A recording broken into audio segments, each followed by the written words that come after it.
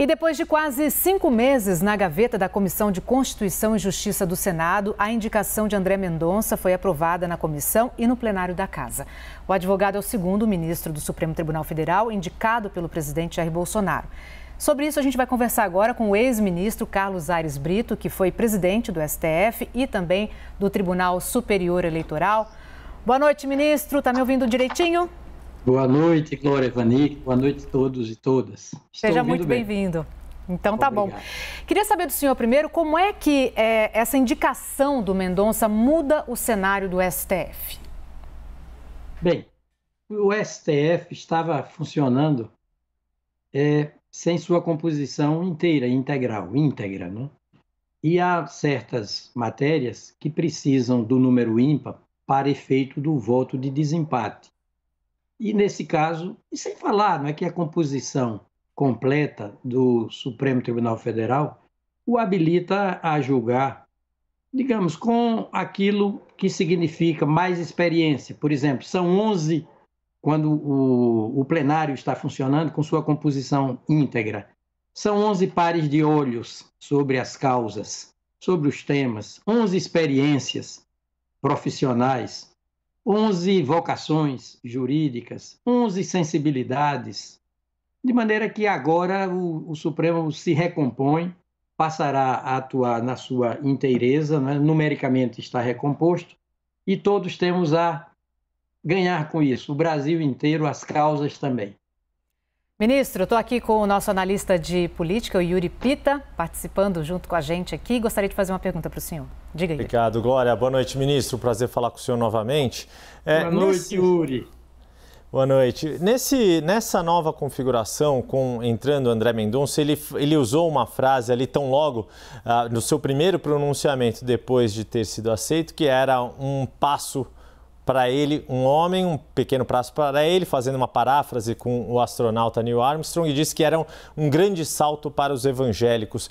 Por que essa questão religiosa se tornou tão importante e o senhor acha que isso vai ser uma tendência para as futuras indicações de ministros no Supremo ou não? É um caso pontual motivado por aquela frase famosa do presidente de que indicaria um nome terrivelmente evangélico?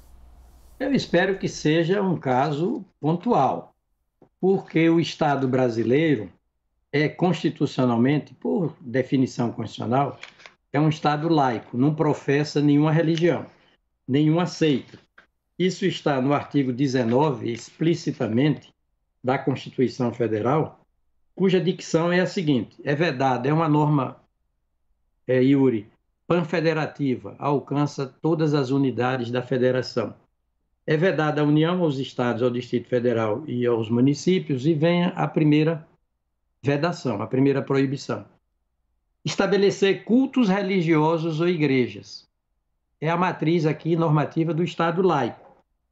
Subvencioná-los, embaraçar-lhes o funcionamento, ou manter com eles, os seus representantes, relações de dependência. Olha, mais claro e impossível, dependência ou aliança. Ressalvada na forma da lei a colaboração de interesse coletivo, de interesse público. Então é preciso separar bem as coisas. O Estado, por expressa dicção mesmo constitucional, não pode professar nenhuma religião, não pode se aliar a nenhuma delas, a nenhuma seita, a nenhuma confissão. O Estado é aconfessional, não é um Estado confessional. O Império era, mas a República não. Ministro, gostaria de perguntar para o senhor o seguinte: a gente tem agora o André Mendonça e também o Cássio Nunes com menos de 50 anos. Isso é uma mudança de padrão dentro do STF? Olha, pela Constituição, basta que se tenha 35 anos de idade. A Constituição estabelece requisitos para o provimento do cargo de ministro do Supremo. Um brasileiro nato, por exemplo. Há outros tribunais, os outros tribunais não precisam, né, da naturalidade brasileira. Por exemplo, o STJ, brasileiro nato, idade mínima, está no gozo dos seus direitos políticos, totalmente. Ser dotado de notável saber jurídico. A notabilidade é mais do que a notoriedade. A notoriedade significa o quê? A fama, o conhecimento, a pessoa é do conhecimento de todos. tem prestígio social, mas a notabilidade é mais do que isso. É exigir, a Constituição exige do nomeado para o Supremo Tribunal Federal que ele seja um expoente, que ele seja um primus inter pares, né?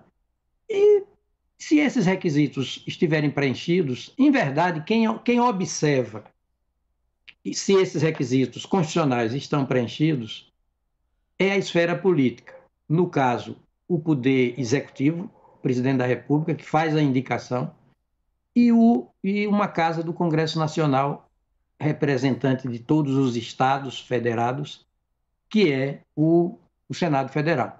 Feita essa análise prévia, esse escrutínio, essa avaliação, se ela resultar positiva pelo Senado, que faz o Presidente da República, que iniciou o processo de investidura com o ato de indicação.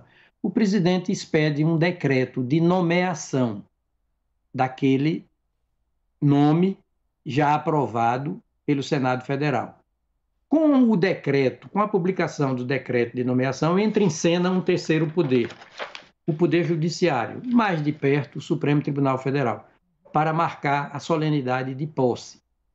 Consumada a posse, o cordão umbilical é cortado entre o empossado e as esferas políticas precedentes. E, a partir daí, a fidelidade do nomeado, do empossado no cargo de ministro do Supremo, é exclusivamente ao direito positivo brasileiro a partir da Constituição Federal. Vai se tornar, no âmbito do Supremo, o empossado, um guardião da Constituição. Porque, Glória, quem entende de Constituição é o Poder Judiciário. E, mais de perto, o seu guardião maior, supremo. Quem entende de Constituição é o Poder Judiciário, afunilando para o Supremo. Porque a Constituição não é obra do Estado, a Constituição originária. Não foi elaborada pelo Estado. Não foi elaborada pelo Congresso Nacional. Ela foi elaborada pela Assembleia Nacional Constituinte, órgão dessa realidade chamada nação, não é Estado. A nação é anterior ao Estado, é superior ao Estado, é exterior ao Estado. Então, quem entende de Constituição e de direito, nós temos que reconhecer, é o Poder Judiciário desembocando no Supremo Tribunal Federal. Yuri, quer perguntar? Nessa linha do que o senhor falou, ministro, tomada a posse, corta-se o cordão umbilical. Mas a gente sabe que são necessários alguns gestos para deixar isso explícito e deixar isso claro. O que o senhor espera da parte de André Mendonça, por exemplo, em relação a pautas que são caras ao governo federal, como questões relacionadas a armamento, a desarmamento, questões relacionadas a costumes e a uma postura mais conservadora? Como que o senhor avalia que deve ser, na prática, esse rompimento desse cordão umbilical? Ele tem que ser fiel ao direito, fidedigno à Constituição. E eu espero que ele cumpra o que prometeu. Ele disse que na vida pessoal continuaria seguindo a Bíblia. Porém, na vida funcional, profissional, no exercício da judicatura, ele cumpriria a Constituição. Ele só faltou dizer e poderia ter dito, porque a Constituição é uma segunda Bíblia. É a Bíblia jurídica. E nela o que se professa é o credo da democracia, acima de tudo. Porque a democracia, Yuri, é o princípio dos princípios da Constituição. Desde o preâmbulo, a cabeça do artigo 1º da Constituição, está dito que a democracia é uma espécie de menina dos olhos da Constituição. É um princípio continente de que todos os outros princípios, inclusive federação, república, separação dos poderes, livre iniciativa, de que todos os outros princípios são conteúdos. O princípio continente é a democracia. O que eu espero é que ele entenda bem isso e assim haja, e assim se comporte. Tá ótimo. O ex-ministro Carlos Aires Brito foi presidente do STF e do Supremo, ou melhor, do Tribunal Superior Eleitoral. Muito obrigada pela entrevista. Boa noite para o senhor. Obrigada, Yuri. Boa noite.